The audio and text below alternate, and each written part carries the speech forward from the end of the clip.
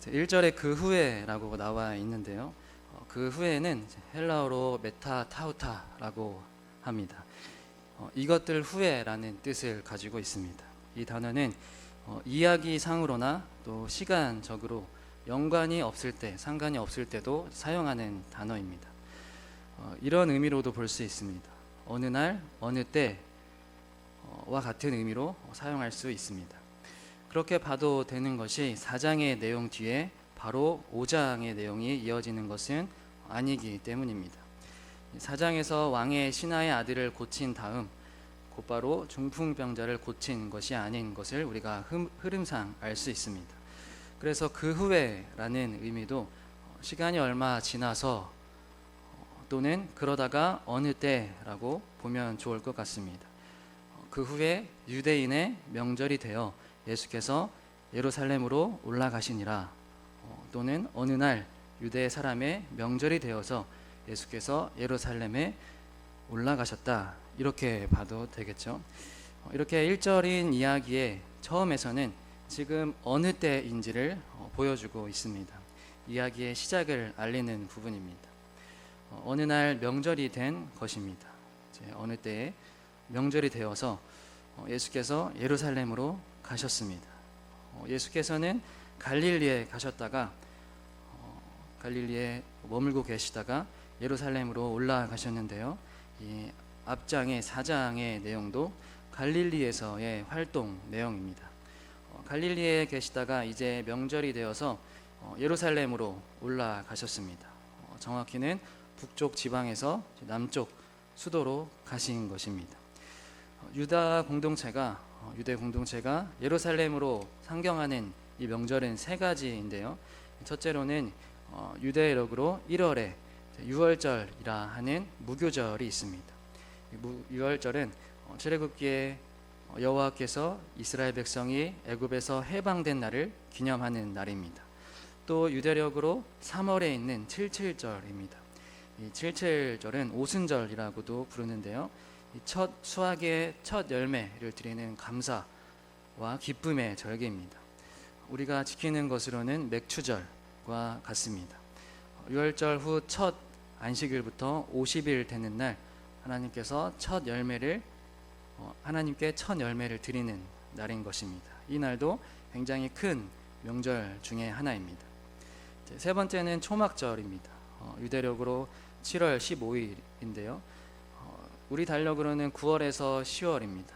출애굽 당시 40년 광야 생활 동안 지켜주신 그 하나님의 은혜에 감사하면서 광야에서 장막을 치고 즐기던 축제입니다.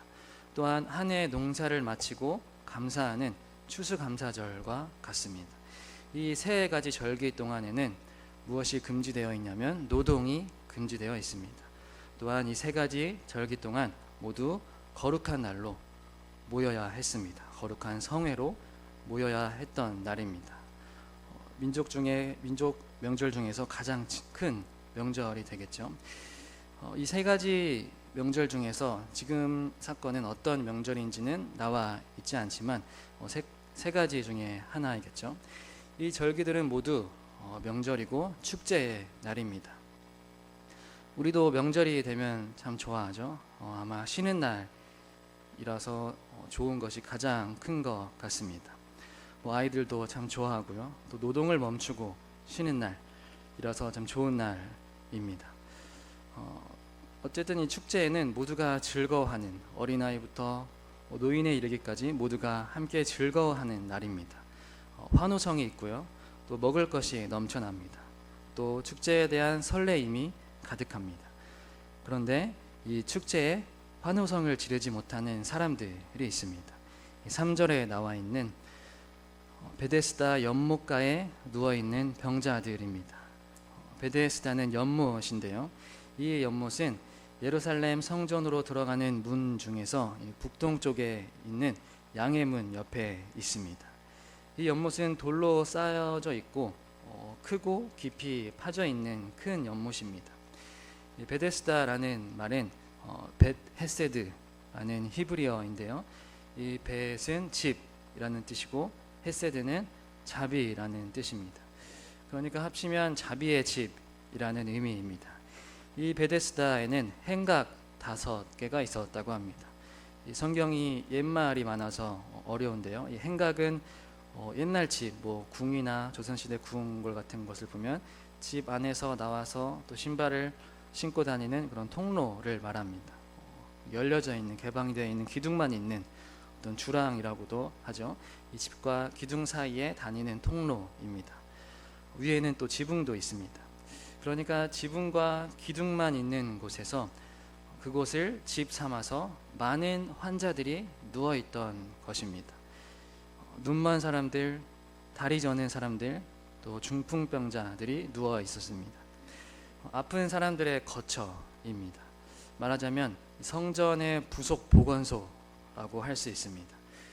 그러나 그곳은 실제로 본다면 참 암담한 모습이 가득한 곳이겠죠. 실제로 그곳을 바라본다면 이렇게 생각만 해도 참 아픔이 있고 뭔가 지저분한 곳이고 처참한 곳이지만 실제로 그곳에 있다면, 그곳에 간다면 더욱 그러함을 느낄 것입니다. 그런데 아픈 자들이 그곳에 모였던 이유는 간헐천이었기 때문입니다. 물이 지하로부터 압력을 받아 분출할 때가 있는데 성경에서는 이것을 천사가 때때로 내려와서 물을 휘저 놓는다고 표현했습니다. 그때 물속에 들어가면 병이 낫는다라고 알려져 있었습니다. 때때로 이 분천수에 치유력이 강한 화학 요소들이 많다고 하죠. 땅에서 솟아나는 물에 미네랄과 또 좋은 화학 성분들이 많아서 병을 치료하고자 또 온천수에 몸을 담기도 하고 또 그 물을 마시기도 합니다. 그런 치유를 위해 환자들은 그 처참한 장소에서 서로 경쟁을 해야 했습니다.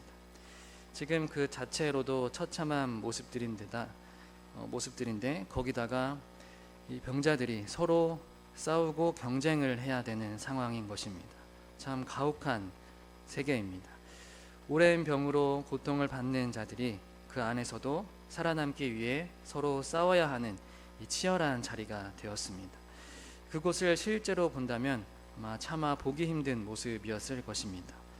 냄새도 나고 차마 눈을 뜨고 보기 어려운 장소였을 것입니다. 그곳에서 오랜 병을 버티며 사는 자들은 아마 죽어버린 사람을 훨씬 더 부러워했을 것입니다. 그만큼의 암담한 상황이었겠죠. 그런 그곳에 누가 찾아가시냐면 예수께서 찾아가십니다. 축제가 진행 중인 나라에 그 중심에서 벗어난 그 아픔의 자리로 가시는 것입니다. 이 축제의 그늘에 가려져 보이지 않는 그 병든 자에게 찾아가십니다.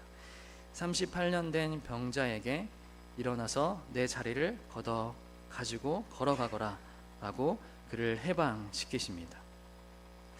이 주님의 시선이라는 찬양이 있습니다. 부산의 어떤 교회 찬양팀이 만든 그런 찬양인데요. 38년 된 병자를 보고 묵상하며 만든 찬양입니다. 그래서 이 찬양의 제목은 주님의 시선이지만 이 부제로는 38년 된 병자라는 이름을 가지고 있습니다. 그 찬양의 가사를 보면 이렇습니다. 흐르는 시간이 한숨만 남기고 반복된 실패 속 지쳐갈 때, 내 맘의 소망이 눈물 조각될 때 내 곁에 다가와 부르시네. 주님의 시선 나를 비추시고 상처난 내 맘 만지시네. 말씀하시고 회복해 하시네. 주의 사랑이 다시 살게 하시네. 이러한 찬양 가사입니다. 이 38년 된 병자를 향한 주님의 시선을 찬양으로 만든 노래입니다.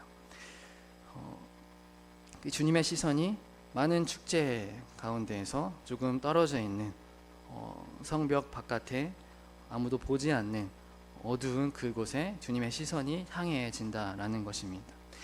예수님은 그 38년 된 병자에게 찾아가셔서 내 자리를 걷어가지고 걸어가거라 라고 그를 해방시키십니다. 일어나 걸으라는 명령이지만 사실 그 말은 그에게는 초청입니다. 예수님의 선포이면서 동시에 초청인 것입니다. 구원으로의 초청을 받은 것입니다. 피할 수 없는 명령이자 도망갈 수 없는 명령이자 기쁨으로의 초대입니다. 이제 그는 38년 동안 붙들려 있던 그 족쇄에서 해방되어서 걸어가기 시작합니다. 이 38년 만에 걸었으니 많이 걸어 다녔겠죠. 다리 아픈 줄도 모르고 이리저리 다녔을 것입니다. 그런데 안식일에 짐을 들고 1km 이상 걷는 것은 이 안식일법 위반입니다. 일을 하는 것이 되기 때문입니다. 그 당시의 유대 법으로 짐을 들고 1km 이상을 걷는 것은 안식일법에 위반되는 행위입니다. 그래서 유대인들이 말합니다. 오늘은 안식일이니 자리를 들고 가는 것은 옳지 않소 라고 핀잔을 줍니다. 유대인들은 38년 동안 누워있다가 그 38년 동안 누워있던 환자가 그리스도의 자비하심으로 헤세드로 치료되는 그 감격에 동참할 그 내적인 힘이 없었습니다. 그들이 생각하는 것은 안식이 아닌 안식일법이었기 때문입니다. 안식일을 누리는 것이 아닌 안식일의 목적을 향해 가는 것이 아닌 안식일 자체를 경배하는 기계가 되어버린 것입니다. 이 안식일은 세상의 질서를 멈추고 창조의 질서를 바로잡는 날입니다. 38년 된 환자가 드디어 그 안식의 날에 들어갔던 것처럼 이 안식일은 이 혼돈의 세상의 법칙과 그 굴레를 깨고 창조자에게 다시 돌아가는 그 날이 안식일입니다. 그래서 그날은 애굽 땅에서 노예 백성으로 살았던 유다 공동체가 해방한 날이고요. 모든 사람들 또 노예와 가축에게도 쉼을 주어야 하는 날입니다. 이 초과 이윤을 얻기 위해 자기 자신과 또 노예와 가축들까지도 혹사시키는 그 가진 자들, 계급적으로 위에 있는 자들의 이윤을 억제하는 날이기도 했습니다. 우리의 영혼에 있어서는 하나님 안에서 쉬는 날, 그리고 세상적으로 봤을 때도 모든 경제적 논리를 멈추고 쉼을 주는 날이 되어야 하는 것입니다. 그러나 관습에 빠져있던 유대인들은 안식이 아닌 안식일을 위해 사는 자들이 되어서 그 관습을 지키지 못하는 그 예수를 박해합니다. 그러자 예수께서는 안식일의 진수를 보여주십니다. 안식일은 아버지 하나님의 일을 하는 날이다 라고 선포하시며 말씀을 하십니다.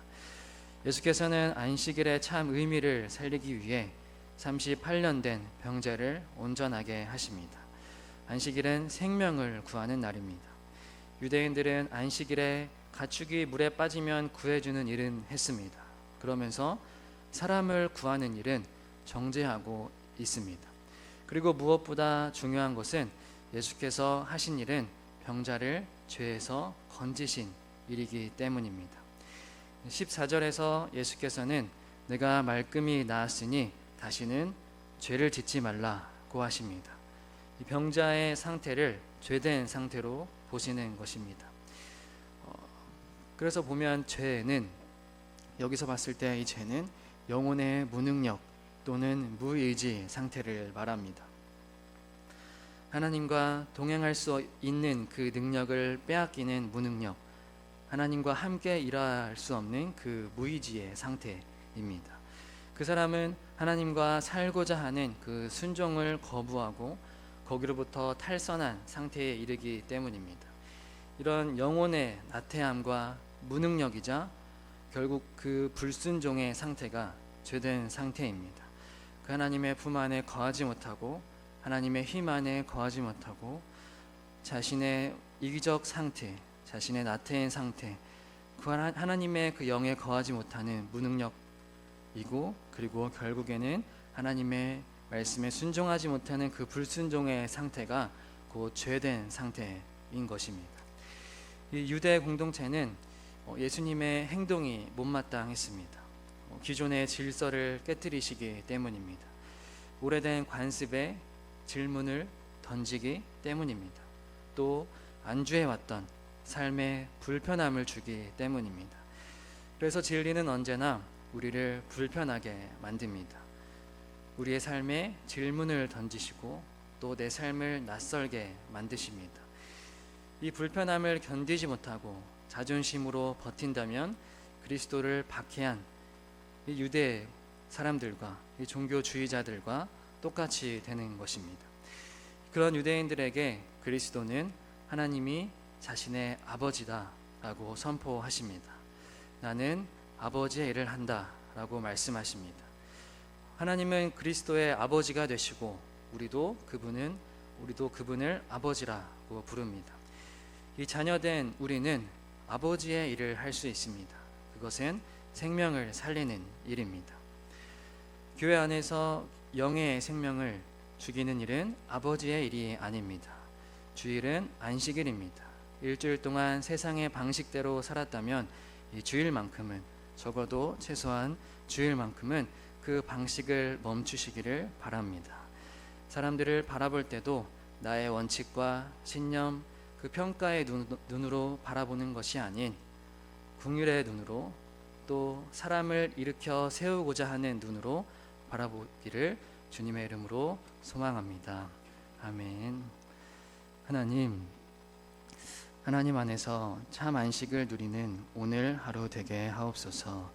세상의 방식으로 아등바등하는 내 모습을 잠재우시고 하나님의 방식으로 오늘 하나님 안에 거하게 하옵소서. 내 영과 다른 이의 영을 살려 주옵소서. 예수님의 이름으로 기도합니다. 아멘.